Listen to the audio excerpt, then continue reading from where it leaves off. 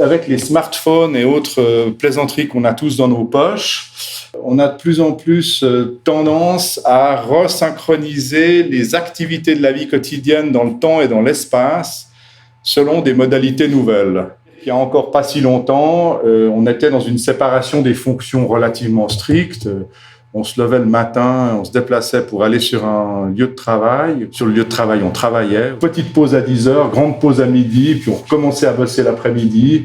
Et puis en fait, au travail, c'était essentiellement du travail que l'on faisait. Et puis quand on avait fini de travailler, on se déplaçait, on rentrait chez soi, on avait d'autres activités qui pouvaient être des activités de loisirs et autres. Toutes les villes sont organisées finalement avec cette séparation des fonctions. Alors, toute l'idée, c'était que la vie quotidienne, elle se déroule dans différents espaces et que ces différents espaces sont associés à des fonctions et à des rôles particuliers. Et puis que quand on change de rôle ou de fonction, on se déplace. Et ça, c'est en train de radicalement changer.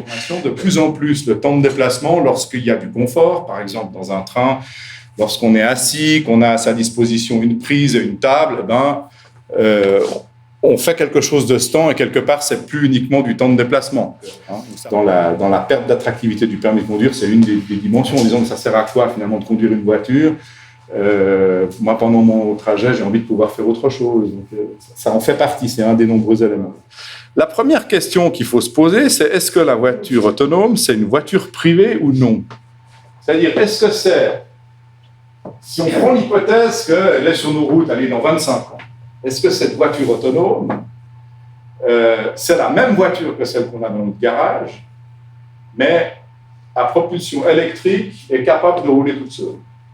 Ou est-ce que c'est la voiture mobility qui devient autonome? Ce qui change beaucoup de choses, en fait. Ça, c'est des questions, c'est une question qui me paraît absolument essentielle. La voiture privée, la voiture autonome, la même voiture que celle qu'on a dans notre garage, mais en version autonome, elle est assez inintéressante d'un point de vue collectif. C'est-à-dire, vous imaginez, aux heures de pointe, la voiture, elle vous amène au travail, qu'elle rentre toute seule dans son garage chez vous. Vous avez même potentiellement doublé la circulation automobile en heure de pointe. Une belle performance. Non, mais vous imaginez, voilà, c'est quand même ça. Hein, parce qu'on imagine toujours des gens dans la voiture autonome, mais si elle est autonome, elle peut aussi très bien circuler sans personne dedans. Il n'y a aucun problème. La question, c'est en particulier de savoir, est-ce que la voiture autonome, elle va fonctionner en train de voiture sur des autoroutes, sur de la longue distance, et donc concurrencer les CFF et je ne sais qui d'autre, hein, ou est-ce que la voiture autonome, elle va permettre de reprendre des segments d'offres de transport collectif pas rentables du tout, il n'y a pas de massification des flux, ou inexploitables, comme par exemple la nuit, ou dans des morceaux de réseau de cartes postales où on n'arrive absolument pas à offrir un service à peu près correct parce qu'il y a à peu près personne qui habite dans ces régions, et donc les 3 ou 4 bus par jour qu'on met ont, 14 ou 15% de couverture de leur charge d'exploitation, et tout le reste, c'est pour la collectivité. Donc là, il y a vraiment aussi une grande question, c'est comment on pense cette intermodalité, c'est-à-dire la voiture autonome dans un système des transports qui serait pensé comme un tout. Elle prend quel segment, pourquoi et comment? C'est quoi la gouvernance du système? Ces services, ils sont offerts par qui? Dans quel but? Est-ce qu'il y a des missions de service public qui y sont associées? Quel est le modèle économique qu'on souhaite voir se développer? Sachant que, évidemment, il y a un certain nombre d'intérêts.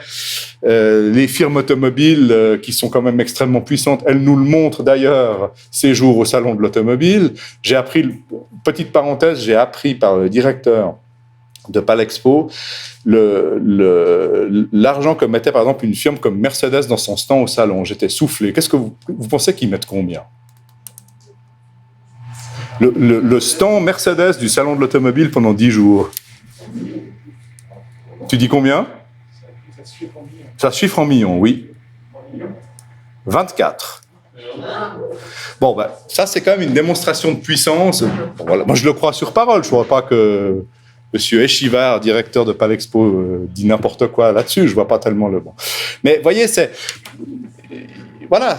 Donc, on est face à simplement, je vous dis ça pour vous dire, on est face à des acteurs qui sont quand même extrêmement puissants. Donc, une dimension dont on parle beaucoup trop peu, c'est que finalement, pour pouvoir faire circuler des voitures autonomes, il va falloir un investissement public quand même extrêmement important.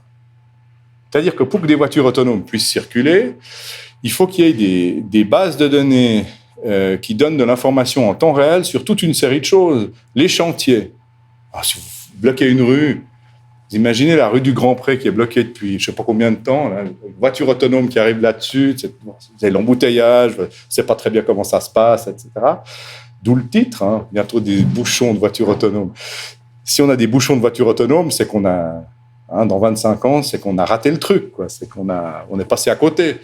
Ça veut dire que c'est de la voiture individuelle, probablement, puis ça veut dire qu'on n'est pas arrivé à trouver la bonne gouvernance, et puis que probablement non plus, on n'a pas la bonne intermodalité avec ce système. Hein. Mais c'est-à-dire que pour que des firmes comme Mercedes, qui payent très cher des stands au salon de l'auto, puissent faire circuler des voitures autonomes, ça suppose qu'il y a toute une infrastructure publique qui s'est mise en place. D'ailleurs, indépendamment de la voiture autonome, si on pense à la voiture électrique, hein, c'est un des obstacles au développement de la voiture électrique actuellement. C'est-à-dire qu'il n'y a pas de borne de recharge dans les pays européens, et parce qu'on ne sait pas très bien comment les financer, puis que les pouvoirs publics n'y voient pas jusqu'à présent un intérêt absolument manifeste. Donc on voit que ça peut avoir des effets de ralentissement de la mise en service d'évolution technologique. Et donc là aussi, pour le cas de la voiture autonome, je pense que c'est vraiment un élément qui est important. Donc la conclusion sur laquelle je voulais arriver par rapport à toutes ces questions, vous la trouvez sur ce slide, c'est que finalement, la voiture autonome, c'est une question politique. C'est bien sûr une question technologique, mais c'est aussi et sans doute surtout une question politique, c'est-à-dire finalement au service de quoi on veut mettre ce système technique qui est a priori ambivalent, c'est pas défini.